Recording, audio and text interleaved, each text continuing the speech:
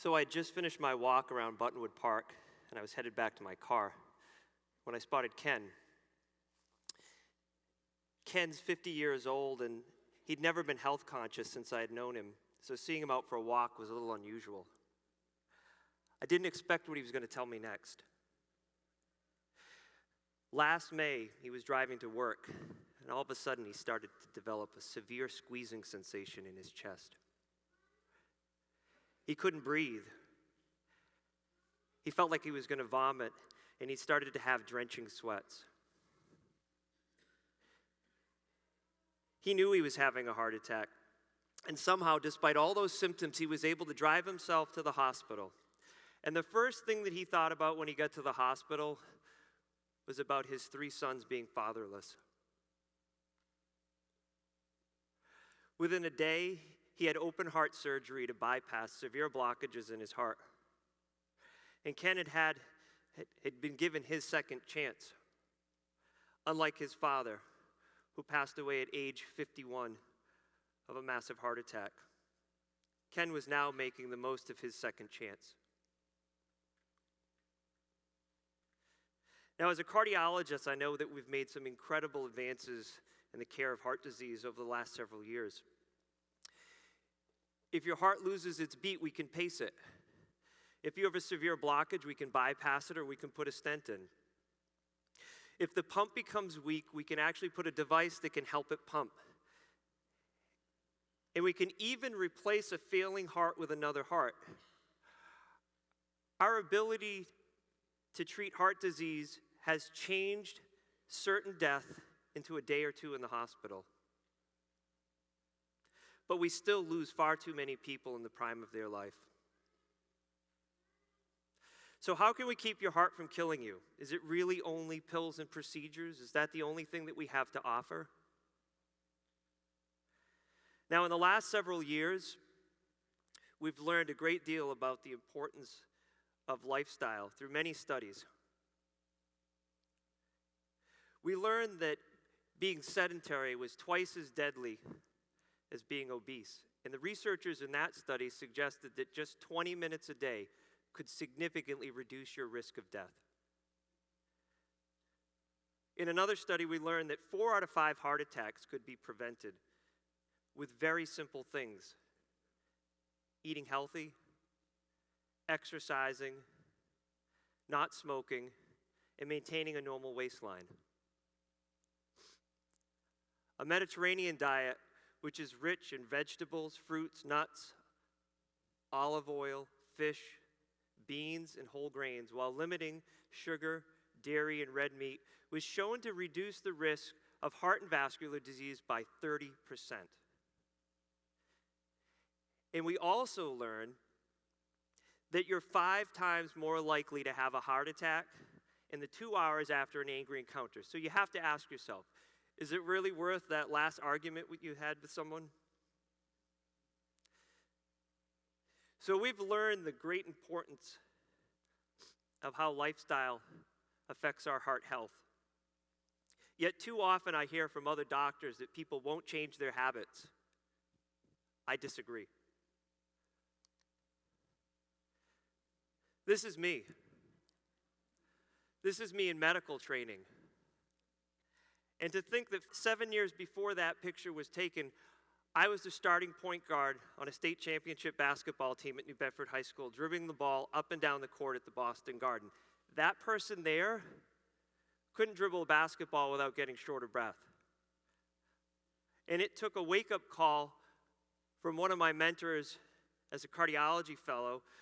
And Nat looked at me one day and he said, "You know, you're fat. And how are you going to be able to how are you going to be able to talk to your patients about living healthy if you're not?" And you know what? He's completely right. I wasn't living it. So I started to eat half of my portion sizes and I started exercising more.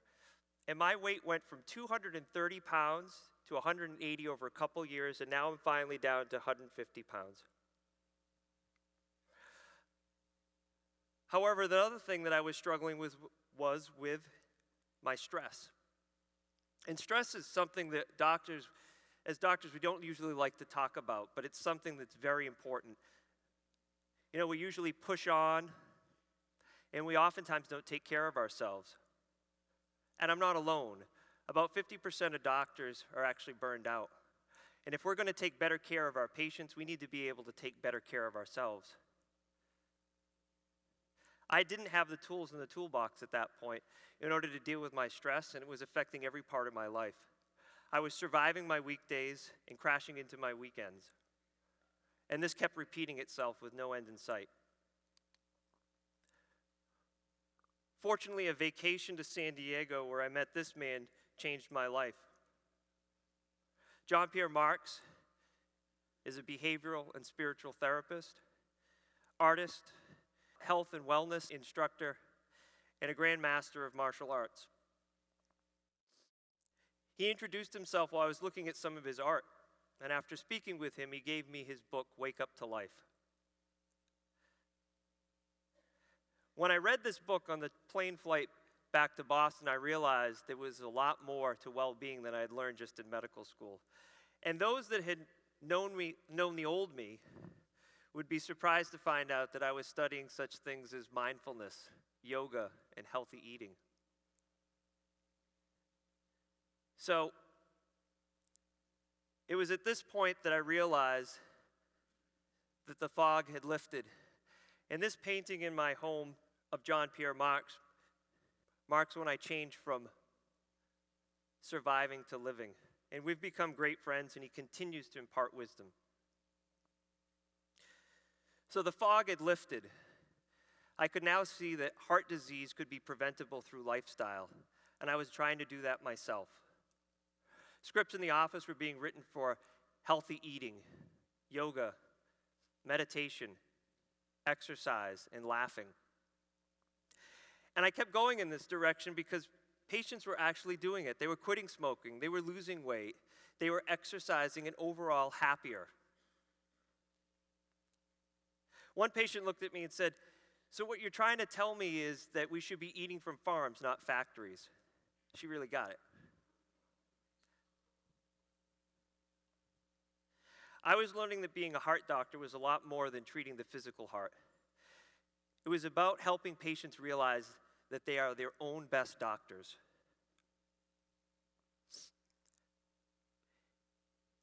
Dan is a vice president of a major corporation who is a self-proclaimed workaholic. He was working long hours overseas on a project and not taking care of himself. He was eating fast food and his clothes were no longer fitting him. He wasn't sleeping and he wasn't exercising. And he had none of the typical risk factors for heart disease.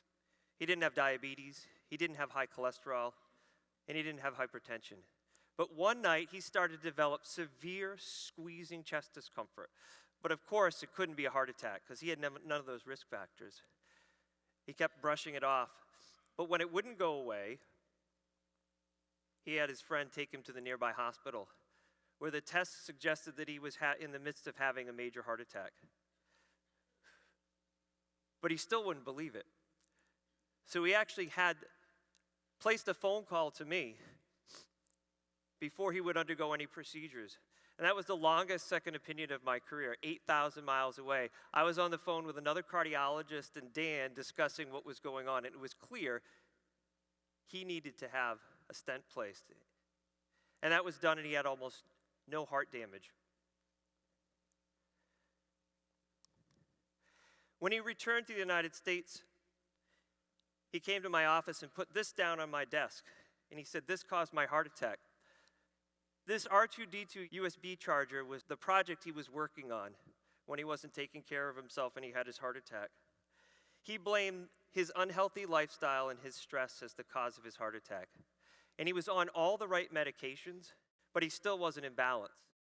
And during that visit, we talked about eating vegetables, reducing the amount of sugar, exercising more, and sleeping more. And he did all these things. And the shortness of breath that he had after his heart attack resolved, and he's had no further chest discomfort. He realized that his life is more important than R2D2.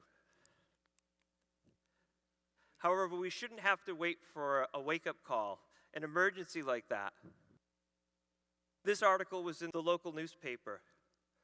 New Bedford was one of the least healthy places in the state of Massachusetts to grow older, and a large part of that was because of heart disease. This problem was a lot larger than could be tackled one-on-one in the office. This is when I started to think more like a coach than as a doctor, and laced up the sneakers. On the first Saturday in April of 2014, we had a wellness walk around Buttonwood Park. At this 2-mile walk, we had people from all over our community, including people that have had heart attacks, stents, open heart surgery. And it was this weekend that the New Bedford Wellness Initiative was born, with the mission to raise health awareness, prevent disease, and recover from illness.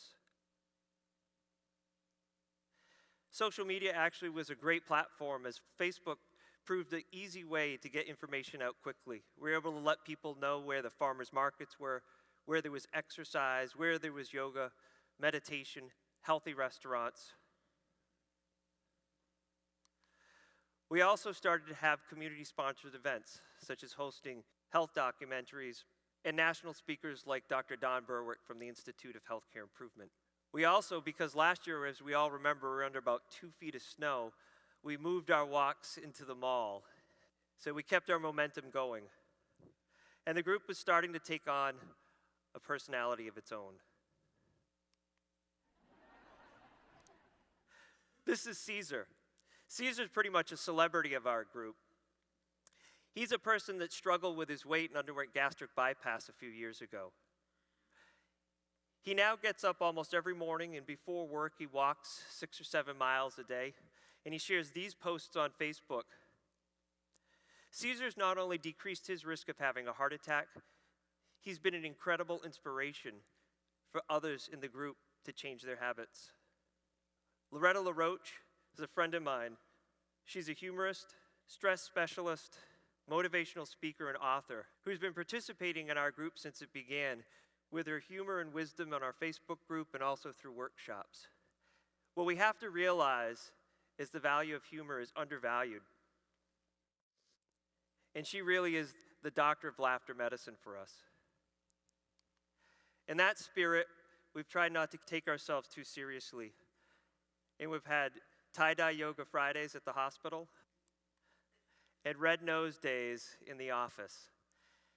And like I talked about before, it's really hard to have an angry encounter that can increase your risk of having a heart attack if you're laughing or smiling.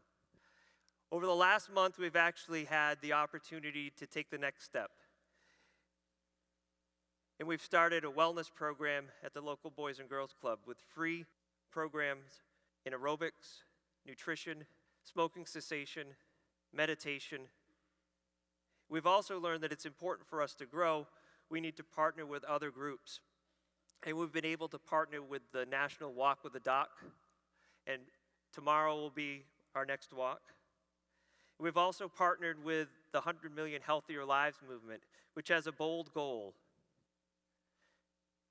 to improve the lives of 100 million people by 2020. So this is our prescription in New Bedford to hopefully prevent you from having to see a cardiologist. It's pretty simple, but the data suggests it's effective. Walk, eat healthy, laugh often, and live now. And this slide was designed by my friend and patient, Mike. And Mike is somebody that I met several years after his heart attack. But in the last few years, Mike has increased his walking. He practices yoga and meditation. And he's so proud of his healthy cooking that he shares it on Facebook with us. Mike's been able to transform his life and prevent himself from having another heart attack. I'm grateful for the opportunity to return to my hometown and practice medicine and share these stories with you, which motivate me every day. We're building a community in New Bedford that is taking one step at a time to prevent heart disease. so can your community. Get moving, get healthy, and be well. Thank you.